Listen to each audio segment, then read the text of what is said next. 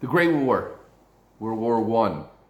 Obviously, in our general consciousness, it's so overshadowed by the Shoah and the ravages of World War Two. Who could even think about it? But in its time, was the Great War, is the First World War, and as much as it wreaked havoc in Europe, it wreaked havoc in the Jewish world. Fathers were away, some of them fighting, some of them trying to find parnasa, find a livelihood. Children didn't go to school for years. Hundreds of thousands had to move around, and a lot of the dilapidation that happened to Klal Yisrael happened as a result of that fabric which had been torn asunder during those years. But interestingly, as much as it was a time of such destruction for girls' education, something great happened.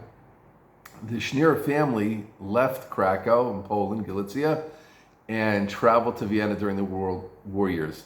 They were an outskirt of Vienna. Sarah, when she got there, was even nervous that she wouldn't find the shul, but boy, did she find the shul. It was Hanukkah. She went to a shul that was led by someone named Reb Moshe Flesh. He was a Talmud of Reb Shlomo Breuer, who was Reb Hirsch's son-in-law, and a devout disciple of the Torah of Reb Hirsch. He knew all the Svarim, etc. And he gave a drasha that Hanukkah about Yudis, the heroine who sacrificed herself for the Hanukkah story, and the whole style tremendously inspired Sarah Schenirer, and she said she's going to go to every drasha this man gives, and that really exposed her to the thought of Reb Shimshon Raphael Hirsch, which we'll maybe mention later, had a tremendous impact on the Beis Yaakov movement. And I think a lot of times that the unique contribution that German Jewry made isn't known in our world. Our world is more like a Lithuanian Yeshiva world or a Hasidic world. But in fact, if you know, German Jewry had a tremendous effect, and Agudas Yisrael, which is so important, the organization of Agudas Yisrael really was founded on the German model, and in the Beis Yaakov. Those are two places that I know, because so much of the writings that the Beis Yaakov movement worked with was Shimshon Raphael Hirsch and his disciples. But anyway, so she was very, very inspired by this.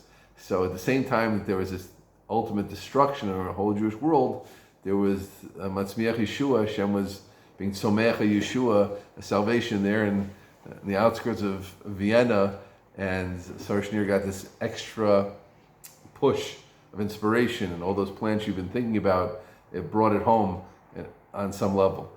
Okay, we get back to Krakow, the war is over, she gets back to Krakow, she's ready to go forward with her plans, starts speaking to community leaders. It must be noted that they missed the boat. They, as we spoke about in our number 3, people missing the boat still today, and people just didn't get it. Maybe it's understandable because it was so new to them, it was so unusual. And she wrote to her brother, what should I do? And her brother said, we have to go visit the Belzer Rebbe, and he was a notable figure. Her brother was a notable figure. As we mentioned before, Sarah was from a Belzer family, and they went into the Rebbe, Sachar Dov, and there was this in Marion Bad, which I think was a resort town, and he wrote the Kvitel, the little paper that you write to great Hasidic Rebbes, and this is what he wrote: my sister has decided to educate Jewish girls in the spirit of our tradition. The Rebbe said 2 words: bracha v'atzlacha, blessing and success.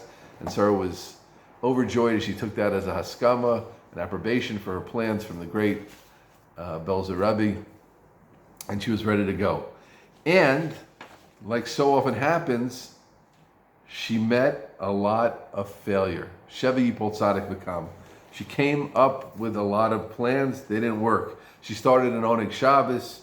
Girls were very interested when she spoke conceptually, but then when she mentioned muktzah and the idea of a derabanan, they all walked out. She starts with younger girls. She started a library of Jewish books, of course, from the Germans, from Shimshon Raphael Hirsch, from Marcus Lehman, who had a lot of kind of novels, historical novels on wonderful things. People read those books out of Yom Hazeh. There was also, I believe, he was a Talmud of Shimshon Raphael Hirsch. That also didn't go. Then she finally decided to start in 1918 with younger girls, and she turned her workshop, her seamstress workshop, into a classroom, and she started with 7 girls, and she quickly had 25. Let's just read what that was like. how she saw her students. Really sweet. Their faces shone with joy as I taught them the meaning of a bracha. Only 25 girls, but they're 25 Jewish souls who've been entrusted to me to be brought up in the true Jewish spirit. A little room with old chairs. It doesn't even have a blackboard. But my heart is overwhelmed with joy.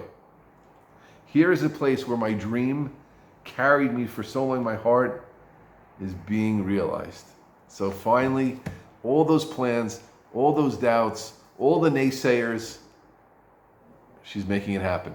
Okay, we're in 1918. The next time we're going to learn more about the tremendous growth of how it turned from one classroom with 25 students to tens of thousands of students all over Europe.